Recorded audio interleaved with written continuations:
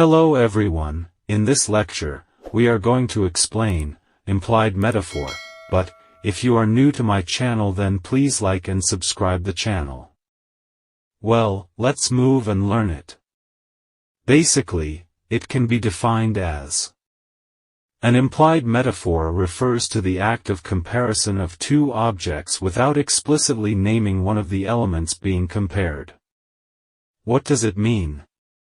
Simply, just look at this phrase. It is the combination of two words, implied, and metaphor.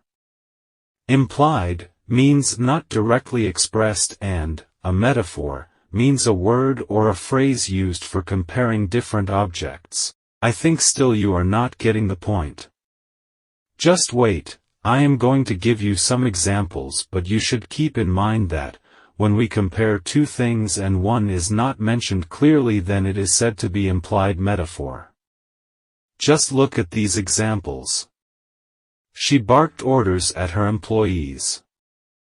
Look at this example. Here we talk about a girl, but here, she is compared with a dog. But, the question is, how? Because we haven't mentioned a dog. But, we have mentioned the quality of barking of a dog. Basically, the word bark is used with her. Actually, you can say that the girl is being compared with a dog, suggesting that she is bossy and demanding. So, the girl is mentioned and dog is not, so this is implied metaphor. The next example is he roared in the battlefield. Look again to this example. Here, he is compared with a lion, but the question is that we don't see any lion in this sentence. So, the answer is the name of lion is missing, but the quality of a lion is available, and that is roar. So, in simple words, you can say that he is compared with a lion. Therefore, it is an implied metaphor because two objects are compared but on is not mentioned explicitly, so that is why it is an implied metaphor. My hope has been shattered. Look to this example. Here, my hope is compared with a glass, but this question must be in your mind that a glass has not been mentioned, so how it is compared with a glass?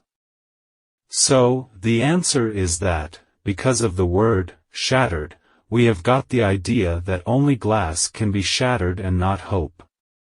When a glass is shattered, so, it turns into pieces.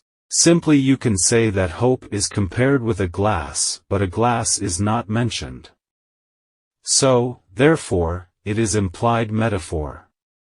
As we have said in definition that when two objects are compared and one is mentioned and the second is mentioned impliedly, then it is said to be implied metaphor.